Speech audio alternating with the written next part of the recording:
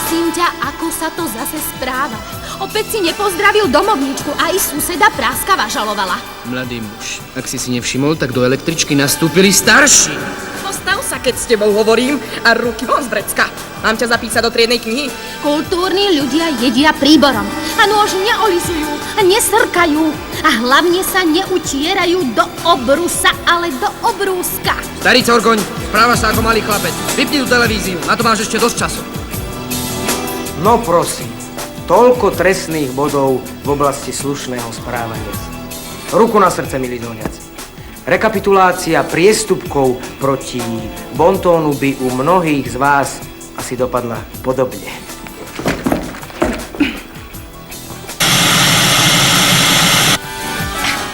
Baby majú rovnaké problémy.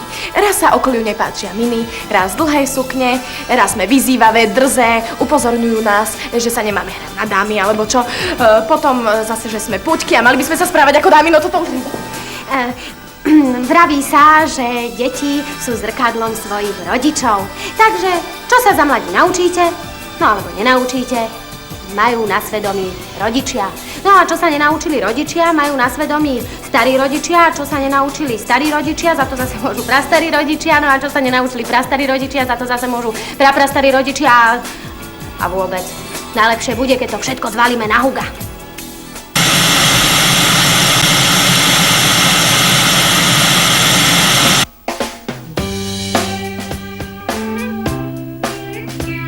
Poviete si, Hugo, daj sa mi svete, čo už môže znamenať správanie sa pre pračloveka. Lenže omyl. Otázka správania sa mala pre nášho pračloveka Huga nesmierny a to hneď dvojaký význam.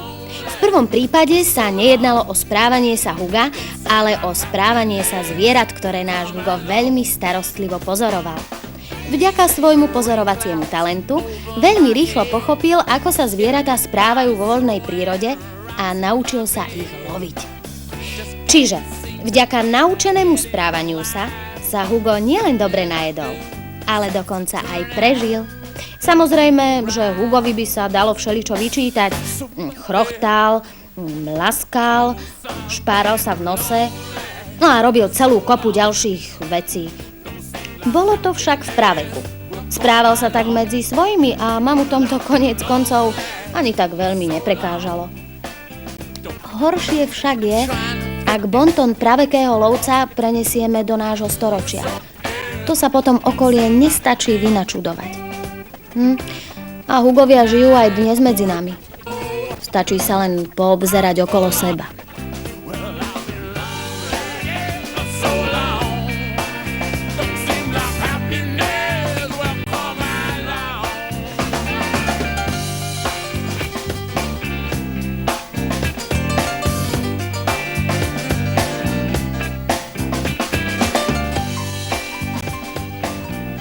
Vyčítať sa však dá všeličo, deťom aj dospelým.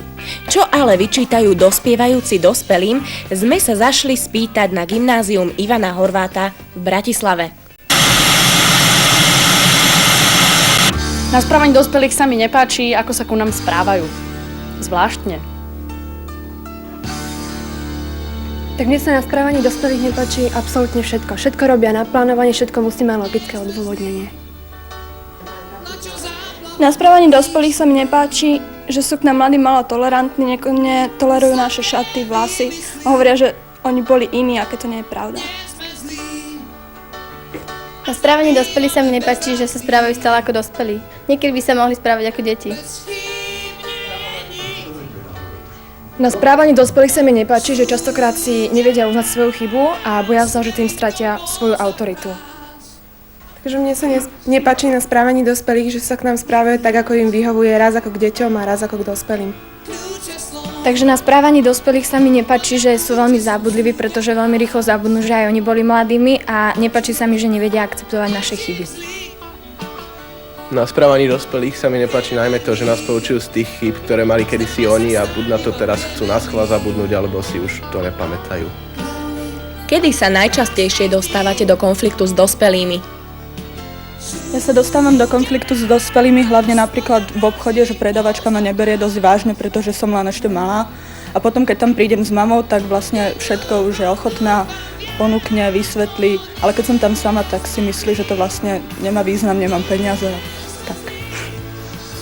Takže do konfliktu s dospelými sa dostávam aj vtedy, keď mám napríklad veľmi dobrú náladu a oni to nechápu, myslia si, že som nejaká šibnutá, alebo taká detská, alebo nejaká iná. No, ja sa dostávam do konfliktu s mojimi rodičmi hlavne tak o 9:30, kedy mi začnú vtlkať do hlavy, že by som sa mal ísť učiť. Ale ja viem, že ešte nie je ten správny čas, že ešte není 9:45 alebo 10, kedy mi to najlepšie páli a kedy sa dokážem najlepšie pripraviť na ďalší deň na vyučovanie. Ja sa dostávam do konfliktu hlavne s rodičmi vďaka môjmu oblečeniu. Vždy, keď na mňa pozrú, tak zistia, ak som oblečená, vždycky to nejak dobre dopadne. Do konfliktu s dospelými sa dostávam vtedy, keď nechcú akceptovať môj názor a keď mi hovoria, čo by som mal robiť stále. No takže do konfliktu s dospelými sa dostávam hlavne po zdeptanom dni, takže keď ma v škole zdeptajú úplne, tak prídem domov, som nervózna, moja mama to nevie samozrejme pochopiť, takže väčšinou je z toho hádka. No a po druhé ešte samozrejme, že v mestskej hromadnej doprave, kedy ľudia, keď mám dobrú náladu, nie po zdeptanom dni, takže prídem do električky alebo do autobusu a také staršie pani, keď sa smejem s kamarátkami, tak to nevedia pochopiť a myslia si, že som fakt trošku tak mimo. To je všetko. Ako príklad, keď sa dostávam s dospelými do konfliktu, môžem uviesť napríklad, je pondelok ráno o minútu 8 a istí dospelí alebo aj vyššie postavení profesori na škole stoja provokatívne pred bránou školy a berú preukaz iba preto, lebo šla im skôr električka alebo pre nejaké hlúposti. Oni si myslia, že nás tým veľmi poučujú, ale oni sa pred nami akurát veľmi znevažujú a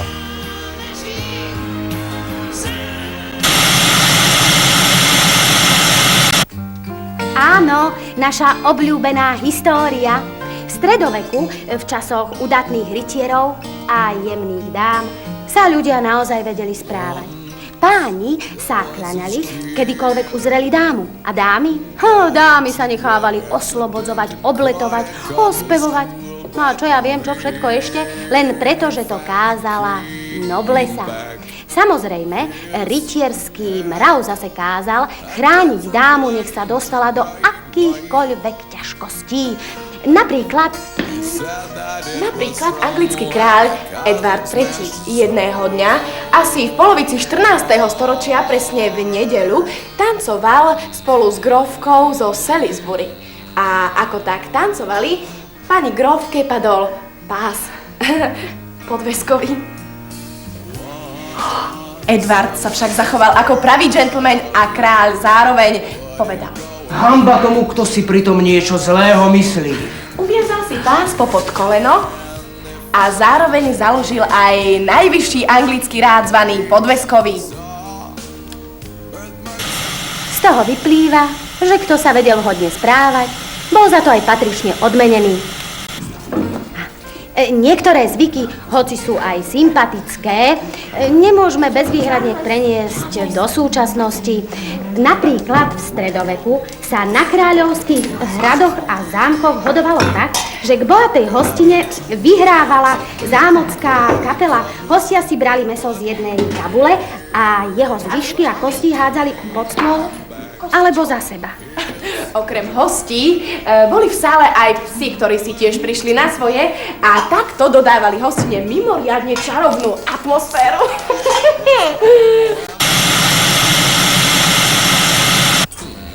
Aj dnes si síce k sviatočnému hodovaniu môžeme pustiť hudbu z hi-fi veže. No ale to je asi aj to jediné, čo môžeme z minulosti preniesť do dnešných čias. No na obed si určite nekúpime celého diviaka, pretože by sme ho nezaplatili. No a pes určite nebude žrať zbytky mäsa a kostí, pretože je čistokrvný a výhradne žerie pedigree pal.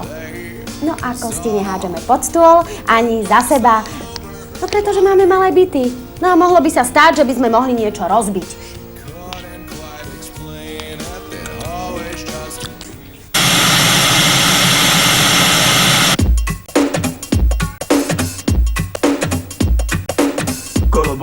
Jojo, Jojo, Jojo, J.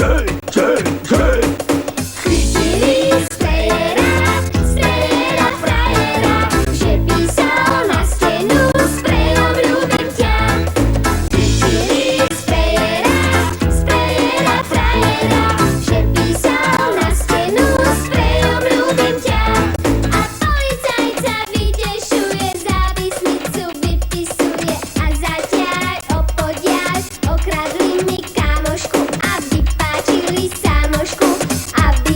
4 banky sfalšovali nové známky a ukradli super auta. To netrápi policajta, zmenili si fúzy vlasy, utiekli na falošné pasy. Chytili sprejera, frajera, že písal na stenu sprejom ľúbim ťa. Chytili sprejera, frajera, že písal na stenu sprejom ľúbim ťa. A policajca vytešuje, zápisnicu vypisuje a zatiaľ opodiaľ za rohom sa tiene myhly, pichajú si hnusné ihly a zlodeji v cudzom byte vyňuchali prachy skryté, odtrhali plagáty, nič tu na nich neplatí, zmenili si fúzy vlasy, utiekli na falošné pasy. Čo dospelí najviac vyčítajú vašej generácii? Budem to brať ako z hľadiska mojej rodiny. Tak mama mi vyčíta, že nevytieram dlášku. Úplne najviac zo všetkého a dúfam, že to teraz pozerá. A občas ju vytrem. Ja nemám rada, keď sa raz za uhorský rok namalujem a mama mi povie, že no tak ja som sa malovala od takej vysokej školy a toto nechcem u teba akceptovať, toto nemám rada. Dospelí nám vyčítajú naše správanie, potom posudzujú človeka podľa toho, ako vyzerá a nie podľa toho, aký je. Keď niekto dojde, čo viem, keď má vyholenú hlavu alebo keď má dlhé vlasy, tak hneď si o ňom myslia, že je to zlý človek. Ale keď je niekto, počujem, v obleku a môže to byť veľmi zlý človek, tak si o ňom myslia, že je dobrý. Takže čistý príklad je moja babka, ktorá vždy začne. Jo, ja keď som bola v tvojom veku, ja už som krávu dojila, ja už som upratovala, ja už som sama varila, ja už som kopala zemiaky, ja už som hrábala dvor. A ty, bože môj, ty ani smeti nevieš vysypať. Takže dospelí mne konkrétne vyčítajú všeličo. Najmä to, jak sa obliekam, potom, že sa nedostatočne učím, nepomáham v domácnosti a raz niekedy, keď idem von, prídem troška večer, tak už vypočúvanie, kde si bol, s kým si bol, kade si chodil a prečo. No, podľa mňa dospelí najviac vyčítajú našej generácii, takto by som to charakterizoval, že sú nejaké veci, ktoré dospelí chápu, že sa môžu robiť až po 18. roku a samozrejme my to chceme skúšať už teraz a dospelí to nevedia pochopiť, že my to chceme vyskúšať a cítia sa takí ako, že oni majú právo zakázať nám to, že oni už majú tých 18, no a toto nám oni najviac vyčítajú. Kto je podľa teba slušným človekom? Tak slušný človek je podľa mňa ten, ktorý, keď ho pozdravím, tak ozdraví. Poznám niektorí také páni z nášho vchodu, že ja ich pozdravím a pozdravujú na mňa, keby som spadla z neba, že čo ste vlastne dovolujú ich pozdraviť, tak mohli by ma niekedy ozdraviť. Môj skromný názor trvajúcich 16 rokov je, že slušný človek neexistuje. Ja si naopak myslím, že slušných ľudí je strašne veľa a že sú to vlastne všetci takí ľudia, ktorí v správnu chvíľu vedia povedať to správne. Čiže ľudia sa hnevajú, ľudia nadávajú, ale to je pochopiteľné, lebo každého niečo niekedy vykolají, ale tí slušní ľudia nadávajú vtedy, keď sú v takej spoločnosti, ktorej to nevadí, alebo keď sú sami. A to sú slušní ľudia. Slušný človek je podľa mňa taký človek, ktorý dokáže urobiť jednu vec. Chytiť si jazyk a povedať jem slušne. Takto. Jem slušne. Ja asi slušný nebudem. Doma nás učia nejaké veci, čo sa môžu robiť a čo sa nemôžu robiť. Ja neviem, či sa to ako nazýva slušnosť, alebo tak. No a slušný je ten, ktorý tieto pravidlá, alebo neviem, čo to je, dokáže dodržiavať alebo neporušovať, práve keď sa mu to nehodí. No, áno. Tak a opäť som tu. Ako hovorí klasik, každý sme nejaký, ale ešte k tomu patrí iný kraj, iný mrav. Francúzi sú napríklad povestní svojou eleganciou, šarmom a francúzskou výchovou. Taliani svojim temperamentom a výbušnosťou. Na arabských trhoch vás dokážu presviečať nielen rukami, ale aj celou hornou polovicou tela. No a Angličania sú takí kľudní a pokojní, že aj rukami pohybujú iba od zápestia po končeky prstov. Apropos, ruka.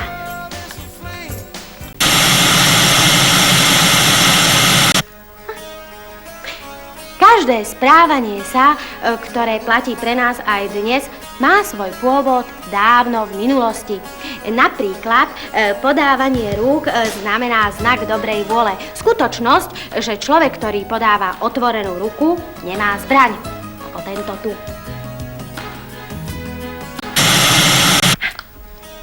Ruku nikdy nepodávame v rukavici. Výnimka platí pre dámy v nepriazni počasia. Aj to má svoj pôvod v minulosti. Vtedy totiž nepriateľ nevraždil iba mečom, ale aj jedom, ktorý bol napustený v rukavici.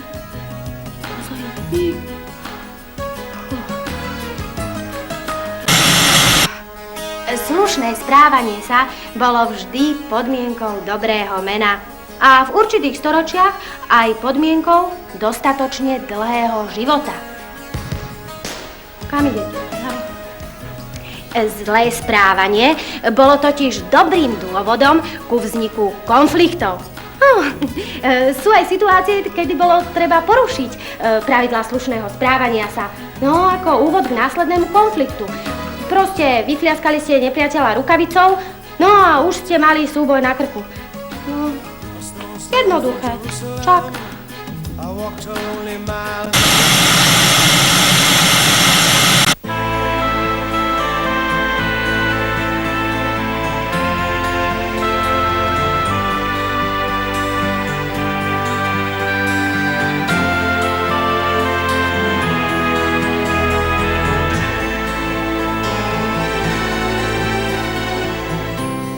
Keď holubov zostreľujú z veží kostolov, aby na jar nepriniesli mláďatá. Keď z krížov nám pod nohy padnú, je to miesto slov a ležia tam jak pristihnutí milenci na snehu. A nás sa deti pýtajú, prečo je to tak. Ľahšie robiť veľké gestá, ako keď vzlieta vták. Tak ich rýchlo pohľadíme, jak skryť vinu za nehu. A mlčíme, jak pristihnutí milenci.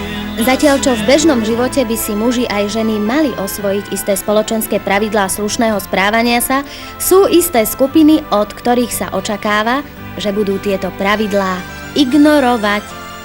Hviezdy filmového a hudobného neba. Tak neviem, ako to je, zóna D už asi nemá na moderátora, takže som nútený si klásť otázky a odpovedať. Dodali mi scenár. Je to ako na vojne, velím si sám. Takže, Maroš, teba poznáme v kladnom aj zápornom prevedení. Správanie sa ktorého typu hrdinu je ti bližšie? Otázka. Je tu aj taká čiastočná odpoveď, ale asi budem odpovedať sám. Takže, samozrejme pre herca je zaujímavejšia rola záporného hrdinu ako kladného. Bo ten kladný je len dobrý. Ale tí záporní, tí majú aj zlé stránky, aj dobré stránky, lebo nie je človek, ktorý by bol len dobrý alebo len zlý, to je čierno-biele, tak sa robili u nás inscenácie. Ale v tom zápornom človek má šancu viac si zahrať. Má takých viac vrstiev, viac liniek ten herec. Takže myslím, že tie zápornejšie sú zaujímavejšie. I keď ja som hrával väčšinou tie kladné, až v poslednom období som si zahral asi 2 záporné.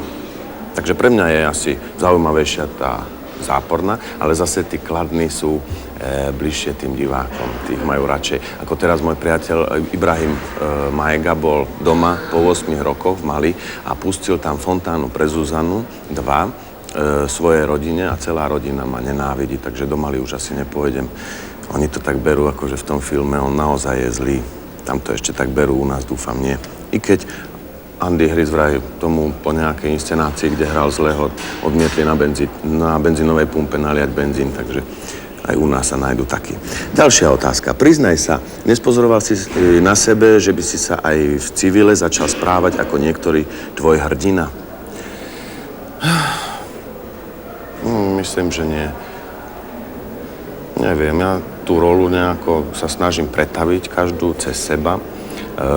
Rád chodím medzi ľudí, sledujem ľudí, ako sa správajú a každú tú rolu nejako pristupujem k nej, akože či už som takého človeka nevidel alebo nepoznal vo svojom okolí.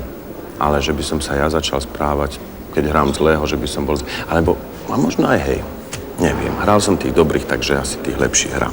Tak aj v živote. No a tuto je ešte jedna otázka. V uplynulom roku si sa stal najsexy hercom. Pýtam sa ťa teda ako Leva Salónov, ako je to s tým našim správaním? Sú muži dostatočne galantní? Aká je tvoja predstava správneho dievčaťa? No, ukazujú mi na čas, takže musím to rýchlo skrátiť. Muži, neviem, ako sú ostatní galantní, ja sa snažím byť galantný. No a s tými dievčatami je to tak, aká je moja predstava? No tak hlavne by mala byť tolerantná. A to by sme mali byť vlastne všetci, jeden druhému. Čau. Tak otázka Inge sa ma pýta. Ivetka, ty máš nejaké problémy so správaním na televíznej obrazovke? Odpoveď tu nie je, odpoveď vám poviem. Samozrejme, podľa toho mám, aj nemám, podľa toho, aký program robím, ale musím vám prezradiť, že zo začiatku, keď som ešte začínala štúdio Kontakt s Paľom Janikom, tak sa nám podarilo niekoľkokrát sa veľmi podľa nás slušne správať, ale podľa divákov neslušne správať. Pretože my sme robili to, čo robíme v normálnom živote a ľudia naraz videli, že sme takí prirodzení ako na ulici a im sa to zdalo čudné a blbé. Tak sme dostali niekoľko listov, akože buďte normálni a chovajte sa slušne a pýtajte sa slušne. Raz sa nám stal strašný jeden prúser, keď sme rozprávali o krvi a my sme miesto toho, aby sme na tých divákov dajte krv, darujte krv a tak ďalej, my sme sa stále smiali a nedalo sa to nejakým spôsobom zastaviť. No a teraz mávam problémy takisto s niekedy so správaním, ale teraz mám skôr so správaním druhých ľudí a nie so svojím vlastným, pretože ja už som sa naučila pred kamerou správať. Neviem, či dobre a slušne, ale naučila som sa.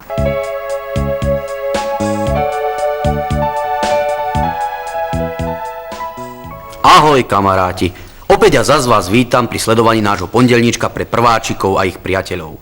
Samozrejme, hneď na úvod by som vám mohol povedať, o čom dnes bude reč, kam vás zavedieme, čo sa dnes bude diať, lenže my začneme úplne inak.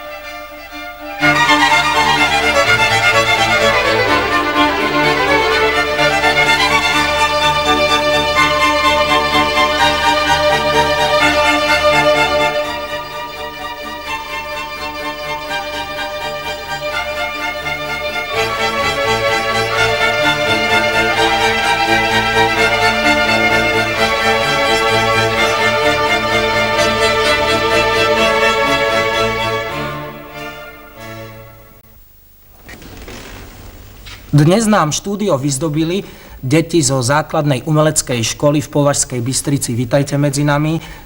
Vítam aj vašu pani učiteľku, pani Zlaticu Pleškovú. Dobrý deň. Dobrý deň. Viem, že tieto vaše dielka boli nedávno u vás v Považskej Bystrici vystavené na výstave so zaujímavým názvom Výtvarné alternatívy. Alternatíva to je pre našich malých divákov neznáme slovo. Mohli by ste nám ho trošku bližšie vysvetliť, povedať aj niečo o tej samotnej výstave a vôbec aj o vašej škole? Slovo alternatíva je vlastne akési také hľadanie nových ciest, niečoho iného. Vo výtvarných prácach to znamená, že boli vystavené nielen práce tradičné, z kresby, malby, ale aj práce z iných materiálov, igelitov, papierov, z kaširovania, grafiky, ktoré boli riešené zaužívaným spôsobom, ale aj novými spôsobami.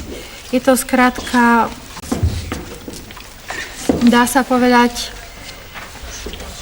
také objavovanie nových ciest a porovnávanie toho tradičného. Vaša škola, koľko má žiakov vôbec? Naša škola má teraz 431 žiakov.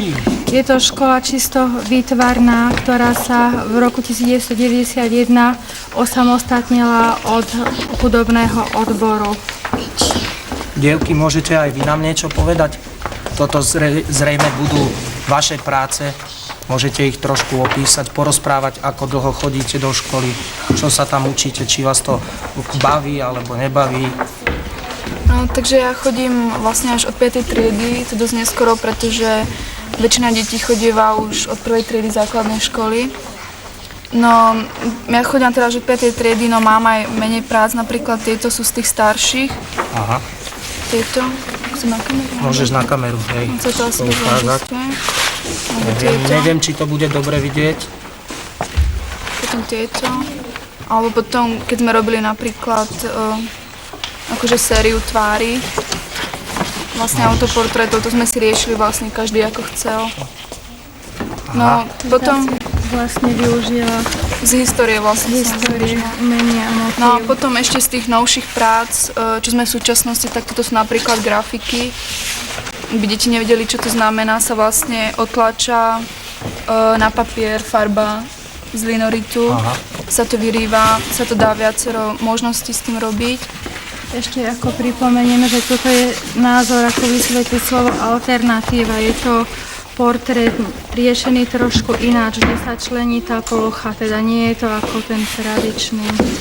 No a teraz som robila akože zase tiež súbor tvári. To bolo zo skupiny a vlastne som to sprejmi prestriekávala. Takže to je tiež vlastne niečo, taká alternatíva. Veľmi zaujímavé veci. My sme nemohli pozvať aj ostatných vašich spolužiakov, to by sa sem asi nevpratali. Môžeme ich za to pozdraviť, tak vás zdravíme, vás doma v Považskej Bystrici a prajeme vám, aby o vašom umení čvirikali vrabce nielen u nás doma, ale aj v cudzích kútoch sveta. Ďakujeme za návštevu. V minulej relácii sme sa rozprávali o rozprávkovom vretienku. Čo to je rozprávkové vretienko? Je to súťaž v recitovaní prózy.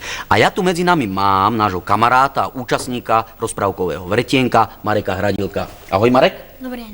Takže prečo je Marek v štúdiu, to je hádam každému jasné. Že súťažil v recitácii prózy, to hádam je tiež jasné. Ale už menej jasné je, ako si sa ty k recitovaniu dostal a k tej súťaži. No, dostal som sa tam tak, že ja som bol na rôznych súťažiach a v škole som vyhral ako prvé miesto. Už druhé miesto tam nemohlo ísť. Išiel som tam sám s mamou a tam som vyhral druhé miesto. A pomáhal ti niekto s prípravou na túto súťaž? Pomáhala mi mama, pani učiteľka a trochu aj brat. A trošku aj sám si pomáhal tým, že si sa naučil naspamäť, že? Text. Ako si vyberal text? Tak som si vyberal, mama mi vlastne vyberala text. Tá rozprávočka sa ti zapáčila, hej? Áno. Bo ten text, ty si ho prečítal, naučil si sa ho naspamäť a potom si... A ako si skončil na súťaži? Druhé miesto som vyhral. No ja ti blahoželám. Ďakujem za účasť v štúdiu a želám ti veľa, veľa úspechov. A vieš čo? Teraz sa nám predveď.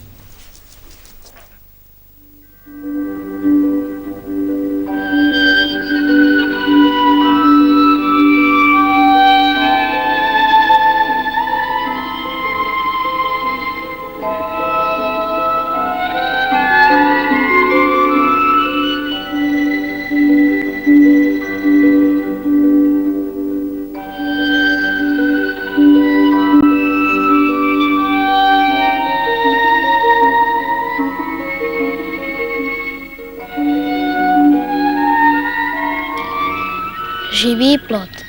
Pred školou na Zeleňovej ulici stál živý plot. Hustý, vysoký, svieži, radosť naň pozrieť. Veď sa všetci nás s radosťou pozerali. A najviac Ujo školník, ktorý chodil okolo plota po prstoch, prihováral sa mu, ošetroval ho, strihal. V jedno ráno sa ako vždy prechádzal popri živom plote, prižmuroval oči a vravel si. Ej, kamarát, zase nám podrástli vlasy. Treba ich pristrihnúť. A už sa chystal vyťahnuť z vrecka veľké záhradnícke nožnice, keď plot zvolal. Neopovažte sa ku mne priblížiť s tými vašimi nožniciskami. Mám už dosť strihania. Neviete, že teraz sú v mode dlhé vlasy? Pokúsil sa niečo povedať Ujo školník, ale hlas mu zlyhal. A plot pokračoval. Každý dnes nosí dlhé vlasy. Neviem, prečo by som mal byť práve ja výnimkou. A vôbec. Ďalšie slová už Ujo školník nepočul. Rozbehol sa ozlom krky za riaditeľom školy. Ten práve učil v 6. A prírodopis a skúšal žiaka Urbana. Položil mu práve otázku, ako sa rozdeľuje príroda. Neživá, odpovedal žiak Urban. A ďalej? Spýtal sa riaditeľ. Živá! Tá potvora jedna živá je! Nenašepkávať! Rozčulil sa pán riaditeľ. Ale plot je živý! Lepal podýchu Ujo školník. No áno, máme pred školou živý plot. Sám som ho pomáhal sadiť. No a? Živý plot je živý. Hovorí, kričí, zlostí sa, vysvetľoval Ujo školník. Poďte sa pozrieť. Riaditeľ školy vybehol z triedy a za ním sa vyhrnuli všetci žiaci. A žiak Urban bol zachránený od istej peťky. Keď dobehli na miesto, kde stával živý plot, nastalo hrobové ticho. Také ticho, až bolo počuť, ako riaditeľovi školy stávajú dúbkom vlasy. Živý plot tam nebol.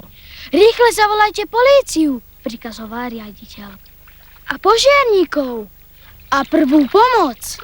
A pre istotu hneď aj druhú pomoc. Viete, čo taký živý plot môže narobiť v meste? Na smrť vylakal inžiniera Bociana, zvalil rad ľudí, ktorí čakali na pečené gaštany, len že sa nezrazil s autobusom a bicyklistu Pištu Labáka prinútil zaparkovať v Trňovom kríku. To bolo kriku. To bolo paniky. Živý plot si zastal uprostred križovatky a nič nedbal na trúbenie klaxonov a výkriky na zlostených šoférov. Potom sa vydal na cestu po obchodoch. V Priore si kúpil balíček žuvačiek a zaplatil neplatnými cestovnými lístkami, ktoré neporiadni žiaci napichali na jeho vetvičky. Keď sa zjavil v kvetinárstve, vedúci Matej Rak si sadol od laku na kaktus, ktorý kvitne len raz za 45 rokov. V obchode s platňami ukradol všetky platne Miroslava Žbírku a v drogérii kefky na zuby.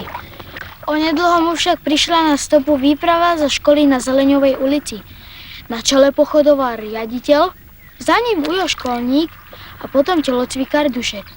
Ten na živý plot vyskočil ako na koňa, nasadil mu uzdu a odviedol ho rovno pred školu. Odvtedy stával živý plot na svojom mieste, ale ujo školník ho už radšej nestrihal. A každému, kto sa pýtal, prečo je na konci toho živého plota priviazaná tá veľká, ťažká guľa, odvetil: pre istotu.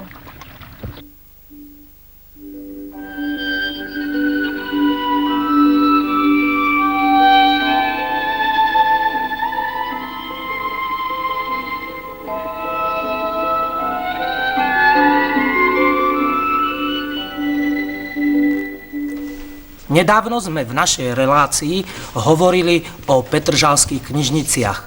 Spomínate si? Dnes sa tam vrátime, pretože minulý týždeň bolo slávnostné vyvrcholenie súťaže Petržalské súzvuky.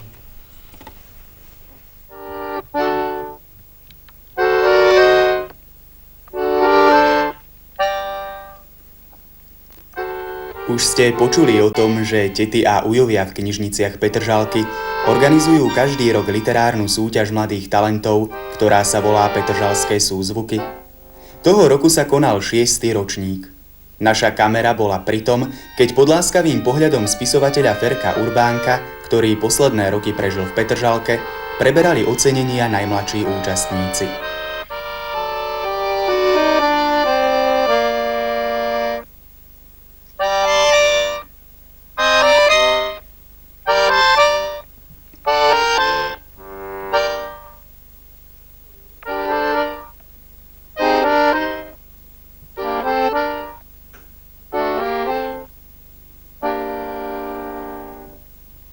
O tomto úspechu možno hovoriť nielen na základe počtu prác, ktorý bol v tomto ročníku mimoriadne veľký, ale aj podľa toho, že už majú kategóriu pre stredoškolákov aj dospelých a že sa do nich hlásia aj žiaci z mimo petržalských škôl.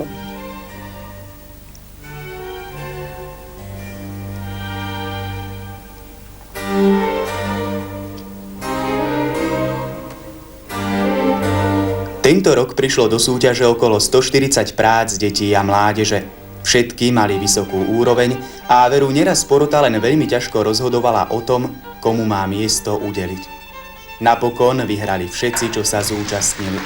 Lebo literárny talent rastie tak, že sa stále brúsi, zveľaďuje, používa pre radosť autora i čitateľov.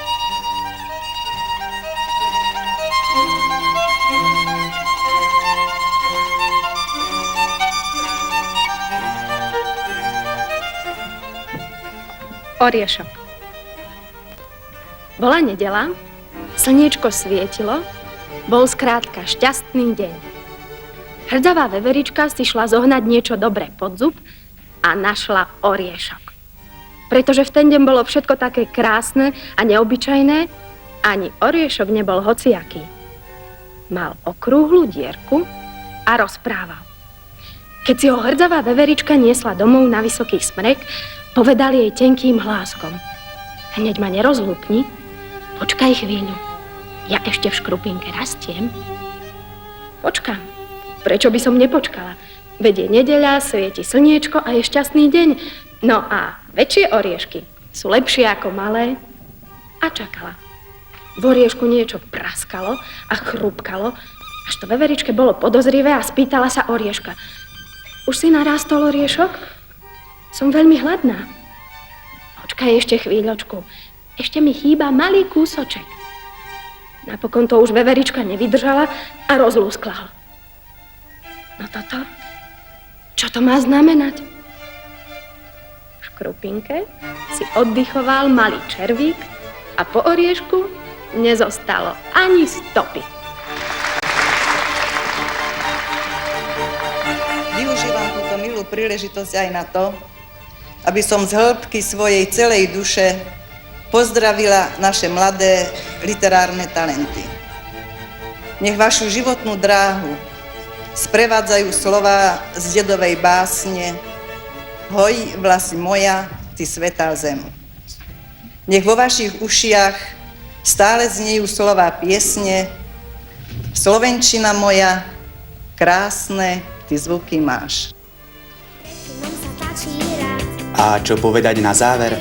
Nech žijú petržalské súzvuky Ferka Urbánka 1996. Ak nemáš čo robiť, hodiny tam môžeš stáť.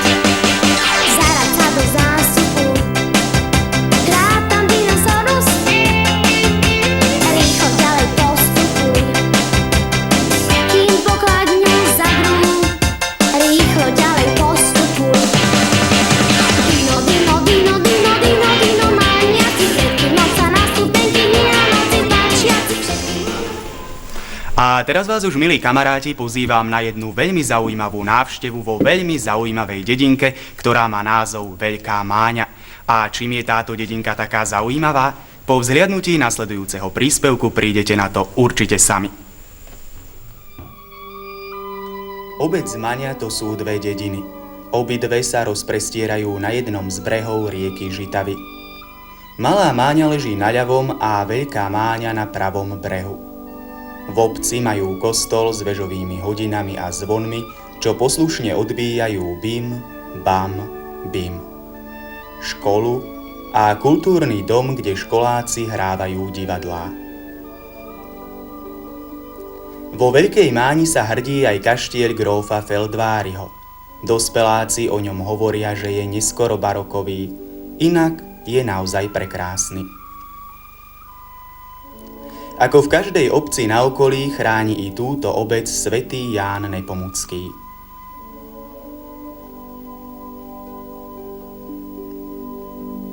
Tak, sme na mieste. V budove základnej školy. Teraz vás zavediem tam, kde sa dozviete o sľúbených zaujímavostiach.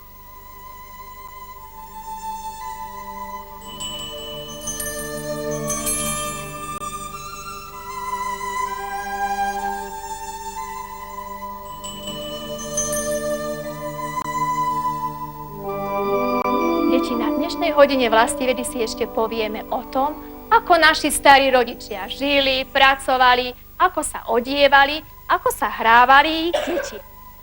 Odievali sa do krojov, ktoré boli vyhotovené z tkanín a neskôr aj z látok. U nás najstaršie kroje boli konopné kroje, chlapi nosili konopné gate a konopnú košelu, ženy konopný spodník, konopné rukávce a konopnú zástierku. Zástierka a rukávce boli vytkávané. Teraz pekne prejdeme ďalej.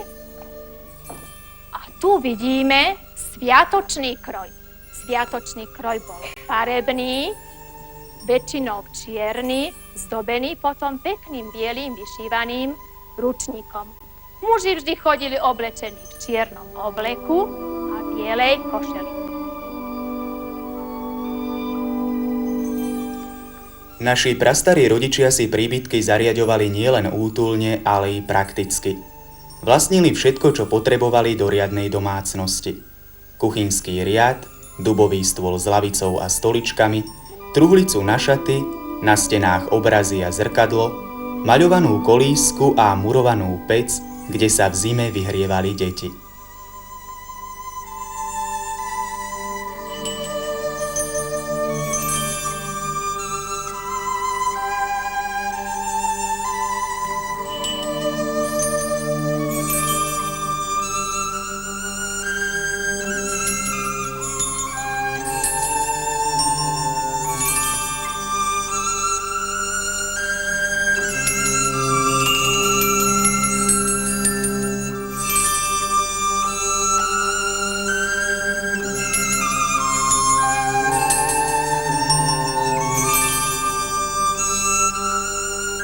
Domáca gazdina vedela šiť, vyšívať, tkať a po práci oddychovala tak, že vytvárala okolo seba krásne veci.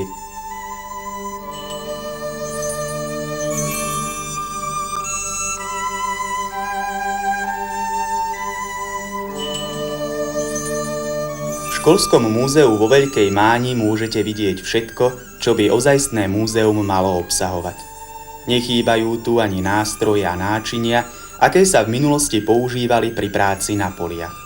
Pluhy na oranie, kosy, kosáky, drevené cepy na mlátenie obilia, hrable, motiky, tekvičky, mlynčeky a v neposlednom rade kolovrátok na spriadanie nití, krosná na výrobu tkanín a iné.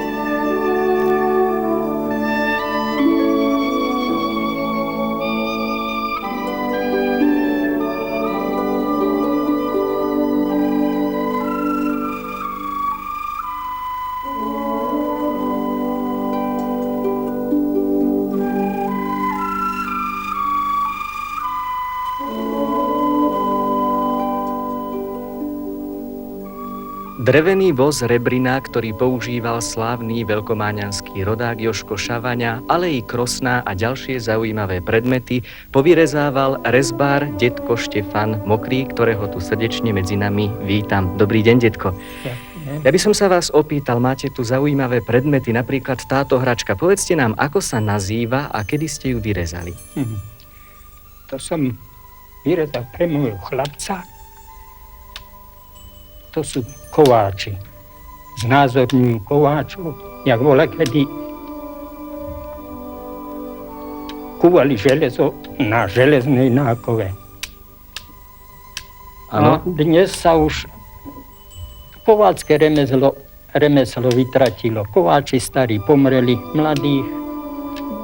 Keď by to aj zaujímalo, ale nemajú na čo, prečo kúvať. Vtedy sa podkúvávali kone a skrátka pre hospodárstvo železné veci, čo bolo treba porobiť. Áno, je to zaujímavá hračka. A teraz nám predstavte aj tieto vaše ďalšie hračky. Nás by to všetkých zaujímalo, pravda, deti? Prosím, nech sa páči. Poď. Hneď, tento koník, to som robil pre chlapca, keď sa narodil. To bola prvá hračka pre ňoho. Na tom sa hojdával, až ešte do školy chodil. Stále sa na tom ľúbil hondával. No,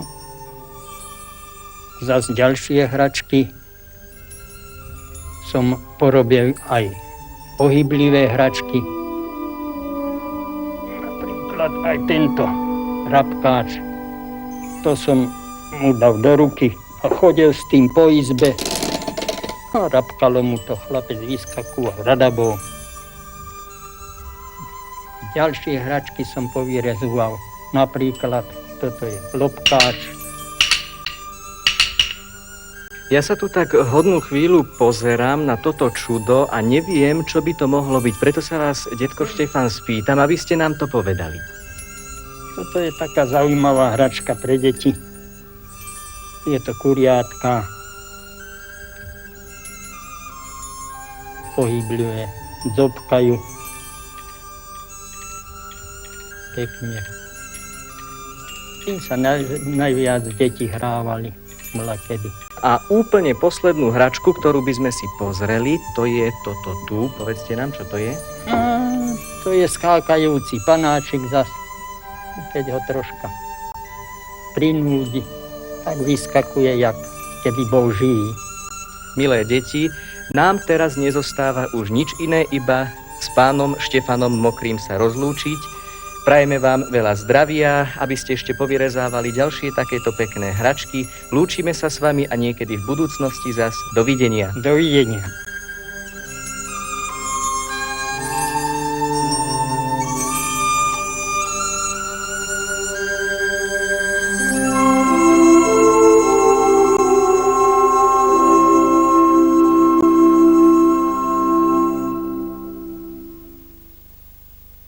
Tento voz, Rebrinák, poslušne čakal na svojho gazdu a na koníkov, ktorých by doňho zapriahli v jednej starej šope viac ako 40 rokov. Lebo sa stalo, že gazda ochorel a deti sa presťahovali do mesta a a nemal kto viac do voza zapriahať. A tak počkal nás. Majitelia nám ho potom ochotne darovali, ako aj všetky predmety nachádzajúce sa v tomto múzeu, lebo sa tešia, že ich deti učíme v úcte k tradícii a láske k ľudu, z ktorého aj oni pochádzajú. V takejto výchove sa snažíme prispôsobiť aj celú našu školu. Na dolnej chodbe máme namaľované obrazy, ktoré vyjadrujú alebo znázorňujú najdôležitejšie práce nášho ľudu na dedine v jednotlivých ročných obdobiach. Na hornej chodbe máme zase ľudové zvyky, ktorými jednotlivé ročné obdobia naši ľudia vítali. Ale nie len areál si takto prispôsobujeme, ale snažíme sa tak tomuto prispôsobiť aj celé naše vyučovanie. No a ak chcete, máte čas trošku, príďte sa pozrieť na našu hodinu pohybovej výchovy k rieke Žitave, kde pani učiteľka bude s našimi deťmi pásť húsky, tak ako sa pasávali u nás voľakedy. Deti, husy sa nám hlavné, poďme ich už pásť, poďme do doliny a do doliny s nima, utekajme. Paste sa húsky, paste, dokiaľ vám tráva rastie, keď sa nebudete báť, nebude vám ani tráva rásť. Keď sa nebudete báť, nebude vám ani tráva rásť. Dievčence, pozrite, moje husy sa už pasú. A moje sedia. Dievčence, keď sa nám už husy pasú, poďme sa voliako ihrať. Poďme! Zahrajme sa na tekvičky. Ale dievčence, to až keď chlapci prídu. Zahrajme tam na vranu. Ja budem vrana. No dobre. Vrana rada hradov rozťahuje tlač. Povedze mi, moja milá, koľko detí máš? 10. Jedno by si mohla dať ti, bez ktorého môže žiť ti sama jediná. Sama jediná. Chlapci, dvore krúcajú píšťalky. Písaj, za 3 roky vrkaj, keď nebudeš vrkať, pláčnem sa oči, bude teba košík. Chlapci, dajte nám píšťalky, ešte sú není vykrútené. Teraz si vykrúcajte a my ideme za dál husy pásť. Len si paste a napaste aj naše, aby nezdochli. Popásať, napásať, batvožky natriasať. Keď vám bude málo, prídete zas ráno, Popásať, napásať, batvožky natriasať. A keď vám bude môcť, nechajte si na noc, nechajte si na noc. A keď vám bude môcť, nechajte si na noc, nechajte si na noc. Chlapci, už sa vykrútené, ešte nie. My ich začarujeme, len si čarujte. Aj budeme. Píšťala, vykrúcala koze písky na rohu, vymetala komoru, v tej komore mekla a nička, hubenička vymetala z dekma. Jej, a ja mám. A ja. A ja nemám. Nepláč, tu máš rabkáč.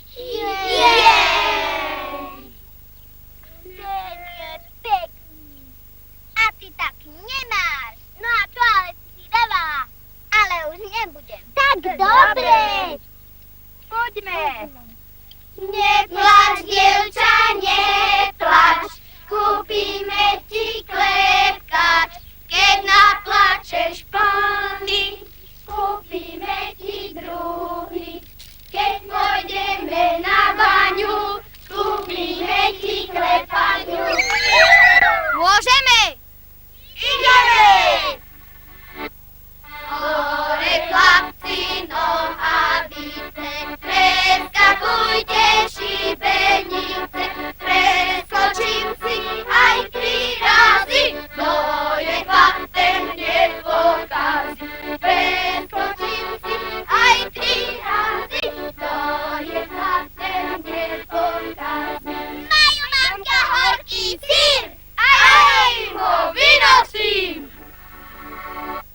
Majú mamka horký syr, a ja im ho vynosím.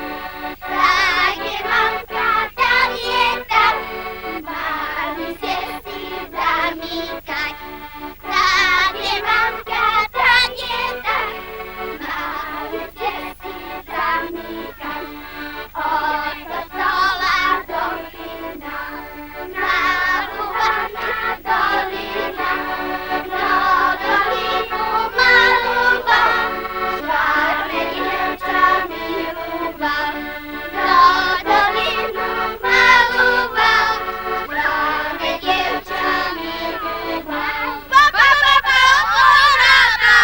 Čo nesieš? Legáto! A v tom legáte mole! Vyšlo na tie pole. Deti, slnko je už nízko, poďme domov. Poďme! Ide huskyňakom,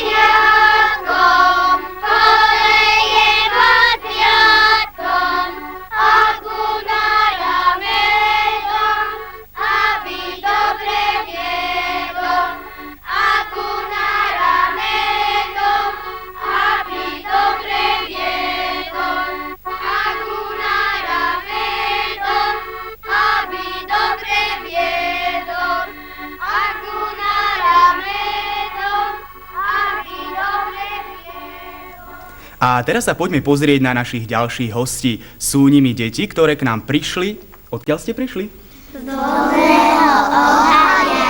Áno, prišli ste z Dolného Ohája a ja viem, že Dolný Ohaj je malá dedinka, ktorá sa nachádza asi 100 kilometrov od Bratislavy. Aká bola cesta?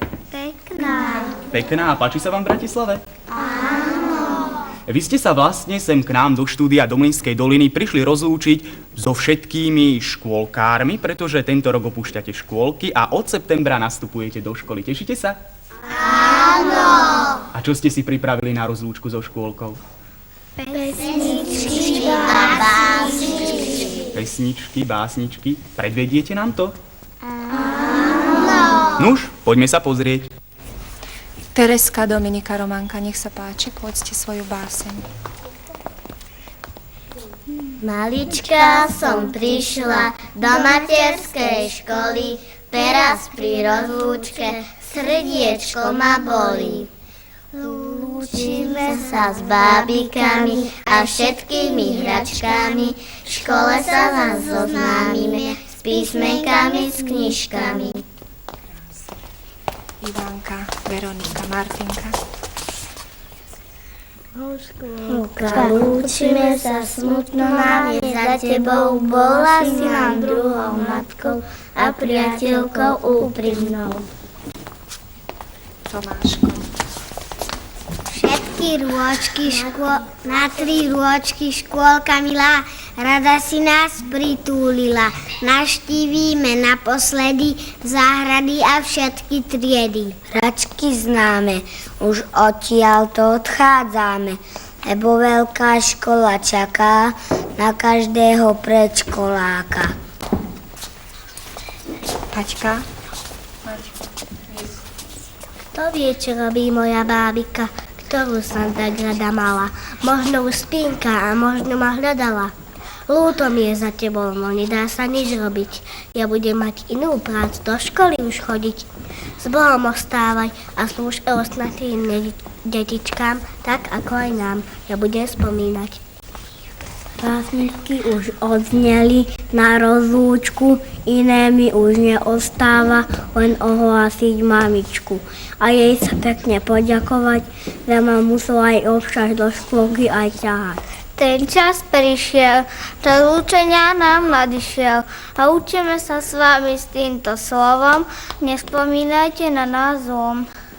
Krásne, posadáme si a zaspievame si pieseň, ktorú sme sa spolu učili.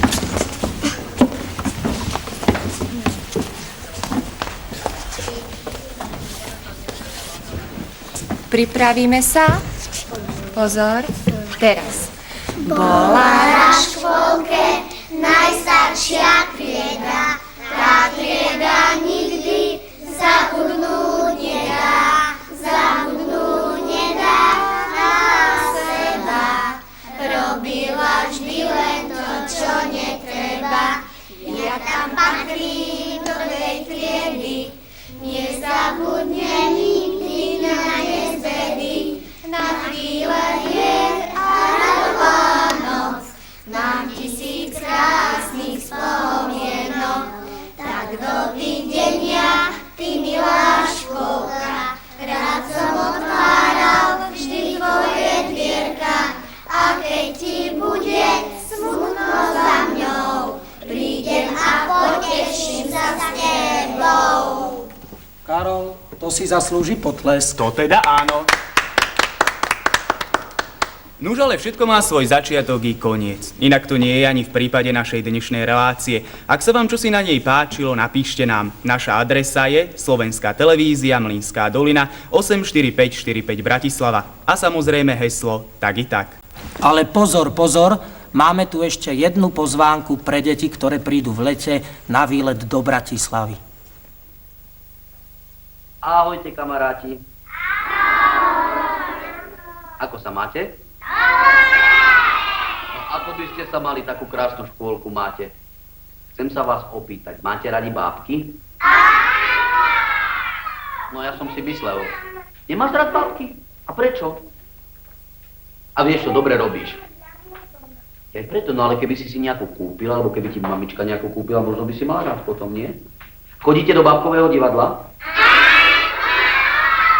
Áno, a ste tam videli nejakú rozprávku. Dobre, tak to som rád. Ja vám teraz predstavím jedného svojho kolegu. Priviedol som ho so sebou k vám, aby sa s vami porozprával, dobre? To je taký pán kolega, ktorý už dlho u nás v divadle, v bábkovom divadle nebol, ale vaše prababičky, vaše babičky ho určite poznali. Pán kolega? Dobrý deň. Dobrý deň. No, deti, no to som rád, že ste sa prišli na mňa pozrieť. Devčúrence, a viete, kto som ja? Neviete? No tak správne, tak ja vám to ešte zopakujem. Tak ja som Gašparko. Gašparko, to bol taký ľudový bábkový hrdina, veselý chlapec, ktorý pred mnohými rokmi hrával na trhoch a na tržniciach. Áno, aj na púťach, aj na kolotočoch. Ako som už vravel, vaše babičky, prababičky ho určite poznali. A keďže v našom divadle už dlho nebol, a teda vy ste ho nemohli spoznať, tak sa rozhodol aj so svojimi kamarátmi prísť a hrať rozprávky. Aké rozprávky vy vlastne hráte, pán kolega? Tak ja tam mám strašne veľa kamarátov a hrám také rozprávky o čarodejníkovi, o strašnom strašidle, a potom ešte hrám o princezničkách. Ale nie. No, a kráľovi, a drakoch, a čo ja viem ešte o kom, joj, všeličo. A náhodou nejakého svojho kamaráta ste si nepriviedli? Ale no tak je tu jeden taký. No poď sem, ukáž sa, haló! Čo robíš? Ďalej. Ďalej, no!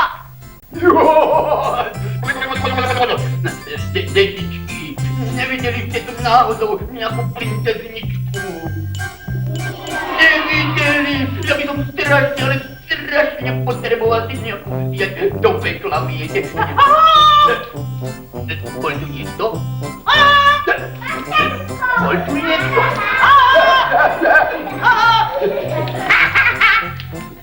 Gašparko! Čo je? Gašparko, prosím ťa pekne, bodliky.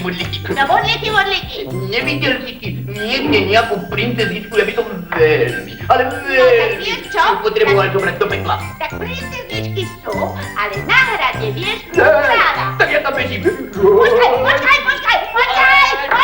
No čo to robíš? Ja ti dám princezničky. Jeden. Princezničky, len by si ich začaroval. Uľaj, poď preč, uľaj. A po kratučkom vystúpení zašli bábky Gašparko a Čertík medzi svojich najmenších divákov. Takéto stretnutia bývajú pre malé deti veľkým prekvapením. Keď bábky nehrajú, sú také bojazlivé ako deti. Ozaj, kamaráti, viete, kde je ukryté tajomstvo bábok? Skúste hádať. No, už to máte? Už viete? Keď maličká bábka užije v ruke skúseného bábkoherca, rozozvučí sa aj taký chýrny priestor, ako je nádvorie starej radnice v Bratislave. Keťurence, sem na nádvorie starej radnice vás pozývam na hru o Gašparkovi. Uvidíte v nej princezničky, čarodejníka, strašidlo, strašných drakov. A viete, kedy to bude? Bude to 27. augusta o 16. hodine. A keby ste náhodou boli na prázdninách, tak si túto hru o mne a o tých všetkých postavičkách môžete pozrieť v bábkovom divadle na Dunajskej ulici v októbri. Tak vás ešte raz srdečne pozývam a teším sa na vás. Ahojte, ahoj! Kamaráti, naša relácia končí a my vám želáme krásne a úspešné prázdniny a prosím vás, dávajte na seba pozor, aby ste dočkali v zdraví naše pokračovanie v septembri. Ahojte! Ahoj!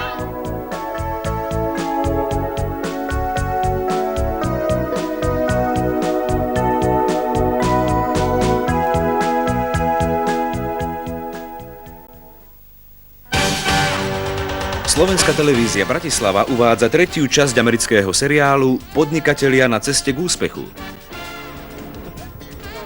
Má váš podnikateľský plán dostatočný potenciál, aby obstál na trhu? Dvaja bývalí profesori si myslia, že majú nápad, ktorý bude mať úspech, ale vyžaduje to tráviť veľa času na miestach s chemickým odpadom nedaleko Bratislavy. Ujme sa ich vynález ako podnikateľský zámer v novom ekonomickom prostredí. V Novom Mexiku jedna rumunská emigrantka zmení statický stav na rozumný marketing. Tovar musí mať široké uplatnenie a na trhu oň musí byť záujem. V jednej továrni v Poľsku, ktorá kedysi len plnila objednávky, sa hľadá nový trh. Naša obchodná firma je na poľskom trhu novinkou. Stretnete sa s obchodným cestujúcim Ponaru. V Prahe priniesol progres so sebou nové problémy, ale rozozvučal aj zvony hľadania príležitostí.